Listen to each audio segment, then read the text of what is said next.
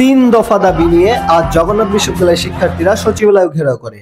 শিক্ষার্থীদের দীর্ঘদিনের আন্দোলন সংগ্রামের মূল দাবি ছিল জগন্নাথ বিশ্ববিদ্যালয়ের শিক্ষার্থীদের আবাসন সুবিধা দেওয়া এবং তাদের সাথে ঘটা সকল বৈষম্যের অবসান ঘটানো। জগন্নাথ বিশ্ববিদ্যালয়ের শিক্ষার্থীরা আমাদের তিন দফা দাবি পূরণের উদ্দেশ্যে আমরা আজকে এখানে অবস্থান করছি। আমাদের তিন দফা হচ্ছে, প্রথম দফা আমাদের দ্বিতীয় ক্যাম্পাসের কাজ দ্রুত সেনাবাহিনীর হাতে হস্তান্তর করতে হবে এবং দ্বিতীয় দফা আমাদের আবাসন সুবিধা নিশ্চিত করতে হবে। আর জগন্নাথ বিশ্ববিদ্যালয়ের শিক্ষার্থীরা আবাসনের অভাবে যে মানবত জীবনযাপন করছে এটা পুরান ঢাকা সবাই অন্তত জানে। আর আমাদের তৃতীয় দাবি আমাদের পুরান ক্যাম্পাসটা নিয়ে যে চুক্তি হয়েছে সেটা দ্রুত বাতিল করতে হবে। আমরা এই তিন দফার দাবির জন্য আজকে আমরা এখানে সমবেত হয়েছি। আসলে আপনারা জানেন, বাংলাদেশে যতগুলো পাবলিক বিশ্ববিদ্যালয় আছে, ইউজিসির বাজেট থেকে শুরু করে সব ধরনের ফ্যাসিলিটিসে জগন্নাথ বিশ্ববিদ্যালয় সবসময় নিচের দিকের দ্বিতীয় নাম্বার কাতারে থাকে। মানে কি, সকল বিষয় থেকে জগন্নাথ ইউনিভার্সিটিতে একটা বৈষম্যের শিকার যে হচ্ছে। শিক্ষার্থীদের একটা প্রাণের দাবি আমাদের ক্যাম্পাস, দ্বিতীয় ক্যাম্পাসের কাজ সেই 18 সালে জমি অধিগ্রহণ শুরু হয়েছে, এখন পর্যন্ত অধিগ্রহণ শেষ করতে পারে নাই।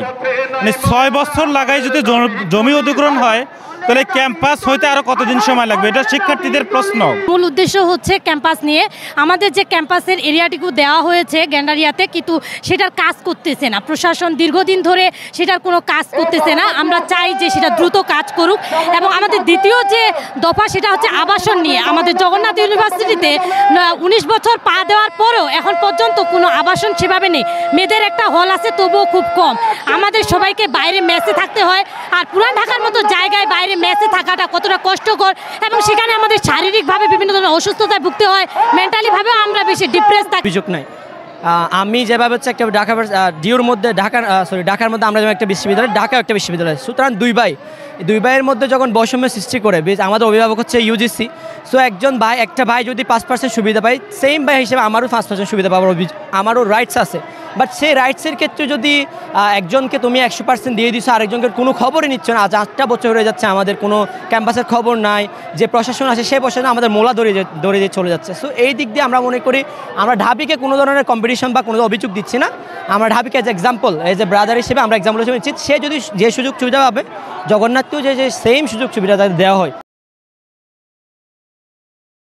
সকাল 11:30টায় বিশ্ববিদ্যালয় থেকে গণপদযাত্রা শুরু করে শিক্ষা ভবন ঘেরাও করে হাইকোর্ট মোড়ে অবস্থান নেন শিক্ষার্থীরা। তাদের প্রতিনিধি দলের সঙ্গে শিক্ষা সচিব দেখা না করলে বিক্ষুব্ধ হয় শিক্ষার্থীরা। বিক্ষুব্ধ শিক্ষার্থীরা এক পর্যায়ে সচিবালয় ঘেরাও করে অবস্থান নেন। পরবর্তীতে উপদেষ্টা নাহিদ ইসলাম আন্দোলনরত শিক্ষার্থীদের মাঝে উপস্থিত হয়ে তাদের দাবি দেওয়া 3 কার্যদিবসের মধ্যে মেনে নেওয়ার ঘোষণা দেন। আপনাদের যেই দাবিগুলা ইউজিসি প্রকল্পে যুক্ত করা, পাইলট প্রজেক্টে যুক্ত করা, এবং আপনাদের ঠিকাদারির বিষয়টা আপনারা বলছেন আপনারা সেনাবাহিনীকে দিতে হবে। আমরা অবশ্যই আপনারা যে দাবিগুলো করছেন সেইগুলোকে আমরা পূরণ করব। এবং